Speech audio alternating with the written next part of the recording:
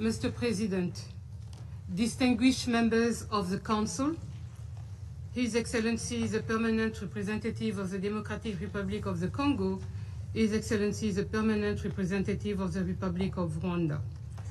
I thank you for the opportunity to brief this Council. Peace in the Democratic Republic of the Congo is still mostly a promise. There are discrepancies between the progress we see on paper and the reality we observe on the ground, which continues to be marred with violence. Permettez-moi d'abord de souligner les progrès enregistrés depuis le 27 juin. Plusieurs jalons importants ont été franchis. Des pays et organisations régionales, les États-Unis, le Qatar, l'Union africaine, le Togo, la Communauté d'Afrique de l'Est et la Communauté de développement de l'Afrique australe se sont engagés de manière concrète en faveur de la paix. Les parties se sont engagées dans les pourparlers de paix. À la suite de la signature de l'accord de Washington le 27 juin, 2 réunions du comité de surveillance conjoint et du mécanisme conjoint de coordination de la sécurité ont eu lieu. Les pourparlers de Doha ont repris. Ils ont abouti à la signature en juillet d'une déclaration de principe entre le gouvernement de la RDC et l'AFC M23. Les facilitateurs de l'Union africaine ont rencontré des femmes, des leaders communautaires et des représentants de la société civile. Tous sont des acteurs indispensables pour une paix inclusive. Toutefois, la paix tarde à se concrétiser sur le terrain. Depuis juin, la MONUSCO a comptabilisé 1087 civils tués lors d'actes de violence en Ituri et au Nord Kivu. Et ce bilan s'alourdit de jour en jour. Monsieur le Président, au sein du pays, une initiative de dialogue interne a vu le jour. Elle est portée par les principales confessions religieuses et soutenue par le président Félix Tshisekedi.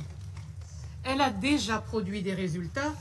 Une feuille de route publiée en août marque une étape décisive.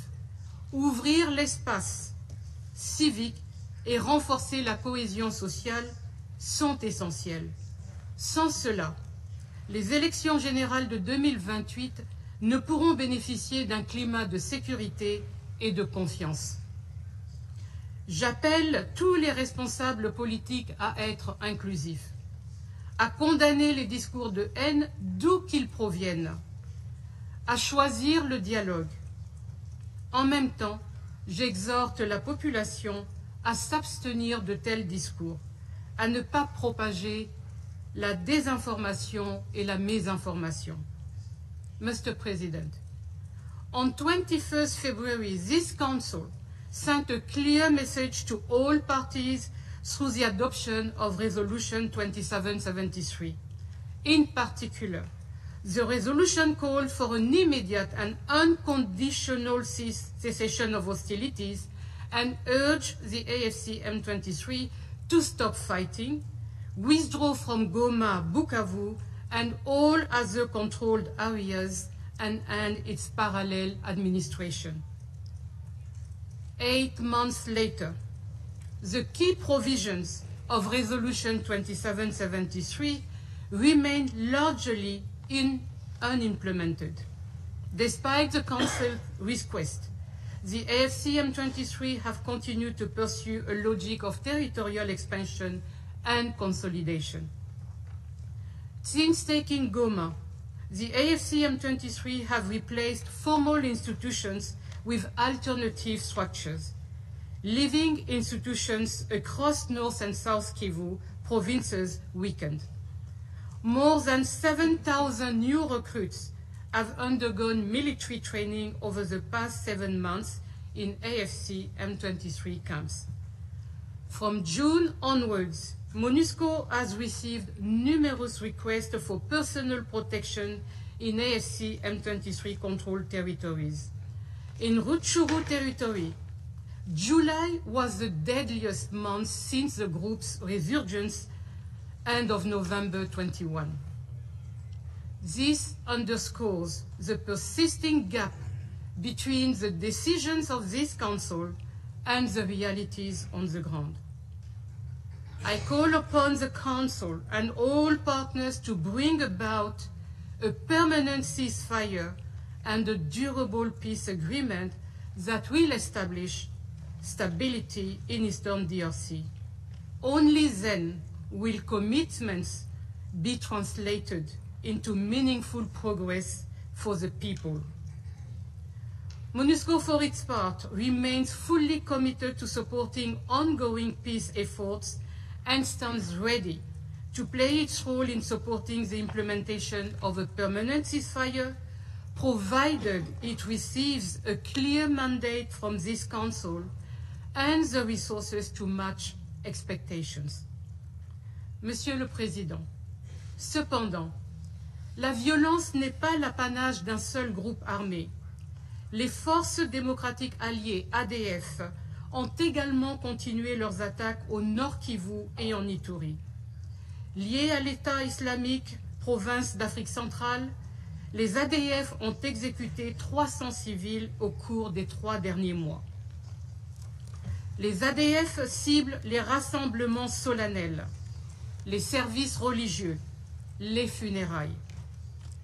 Des hommes, des femmes et des enfants sont tués, blessés ou enlevés. En Ituri également, les affrontements entre la Convention pour la Révolution populaire CRP et l'armée congolaise viennent ajouter au lourd bilan.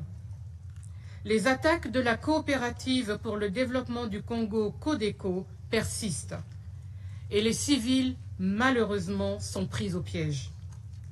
Dans la nuit de dimanche à lundi, la MONUSCO a abrité 3500 personnes dans sa base de Djina après les affrontements entre le CRP et les FARDC.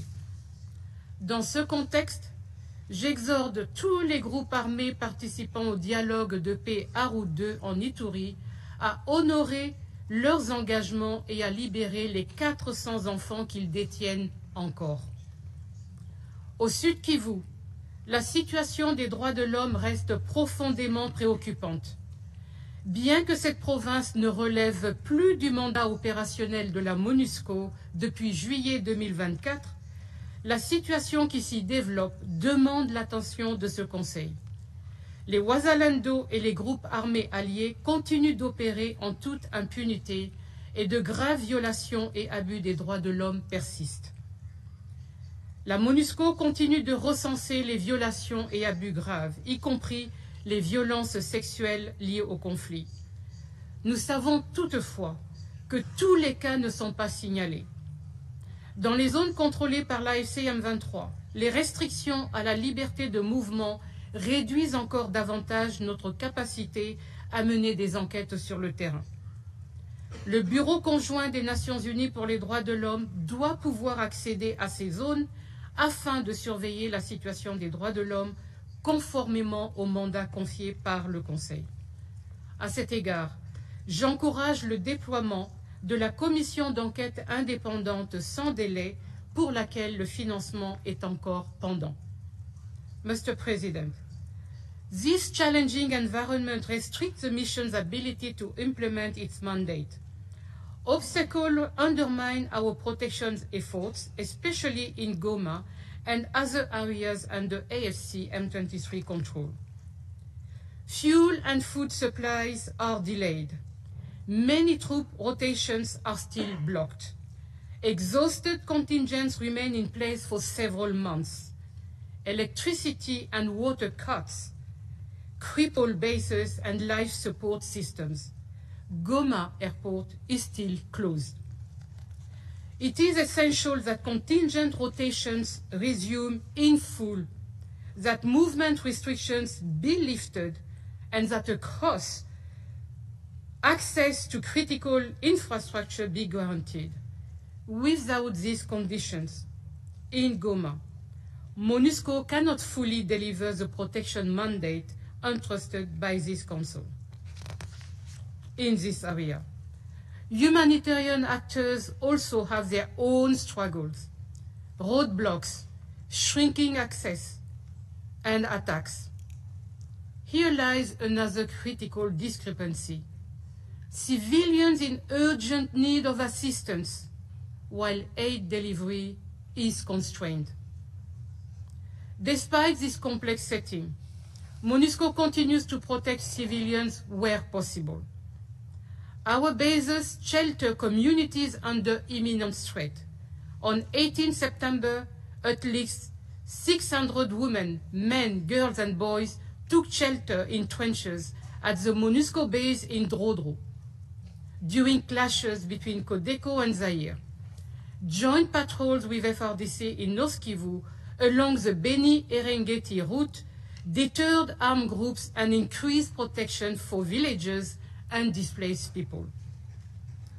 Beyond these immediate responses, MONUSCO's broader presence also provides communities a greater sense of safety. During the last visit to Eastern DRC in September of the Undersecretary General for Peace Operations, Mr. Jean-Pierre Lacroix, we witnessed firsthand how the mission's presence helps contain other attacks and offers communities much-needed respite. Peacekeepers are engaged in clearing explosive hazards, practical steps that make daily life safer for the population. The Joint Human Rights Office handled over 500 protection cases this year. It safeguarded journalists, lawyers, and human rights defenders. It assisted almost 400 victims of conflict-related sexual violence in Goma and Bukavu. Local partners ensured continuity of psychosocial support. The mission activated hotlines in conflict-affected areas. Victims can now have access to urgent care. Beyond immediate protection, we see other signs of progress. Consultations between the mission and the leadership of the Ugandan People Defense Force, UPDF, have improved coordination and reduced risk of overlap in operations. With MONUSCO support, 12 foreign ex-combatants affiliated with the FDLR and the Nyatura armed group and their 17 dependents were repatriated. In Djougou and Irumu, 300 ex-combatants and 622 community members now have better chances for long-term reintegration through the mission support projects. MONUSCO also supports communities directly. In Bunia, the women-led collective des Femmes de l'Ituri brought some Hema and Lendu communities together. Thanks to their mediation, tensions eased and both groups now share grazing lands and markets without incident. This is fragile progress, but progress that matters. This model deserves support and replication. On security sector reform, I welcome the new police programming law signed in July by President Tshisekedi. It is a 2.55 billion plan to professionalize and modernize the Congolese National Police by 2030. The law calls for major investment in infrastructure, recruitment, training, and capacity building. Despite challenges, MONUSCO support also judicial authorities. In Lubero, North Kivu, we established mobile courts. 20 FRDC soldiers were convicted for sexual violence, a step toward greater accountability. But peace will not last if the underlying drivers of conflict are not addressed. Illegal mining, looting of natural resources, and illicit financial flows continue to fuel violence. These activities must be stopped. Monsieur le Président, la situation sécuritaire devient de plus en plus complexe. Alors que le monde marque les 25 ans de la résolution 1325, les femmes congolaises doivent faire partie de la solution. Leur voix et leurs contributions sont essentielles pour bâtir une paix durable dans l'est du pays et dans la région des Grands Lacs. L'engagement de la MONUSCO, bien que significatif, ne peut répondre à lui seul à tous les besoins pressants sur le terrain. Dans un contexte marqué par une nouvelle épidémie d'Ebola dans la province du Kasaï, la crise humanitaire en République démocratique du Congo a atteint un seuil critique. À ce jour, le plan de réponse humanitaire n'a reçu que 15,2% du financement requis, contre 41% à la même période l'an dernier. Le retrait de certains bailleurs majeurs a provoqué un effondrement du financement. Résultat, plus de 27,7 millions de personnes sont en insécurité alimentaire, dont 5,7 millions en Ituri et au Nord Kivu. Dans certains endroits, l'aide est suspendue. Moins de personnes recevront une assistance. Pour d'autres, les rations seront réduites. La mortalité maternelle augmente. L'écart se creuse entre besoins vitaux et moyens disponibles. Excellencies, the many gaps I have described today affects negatively the population. Closing the gaps is not optional.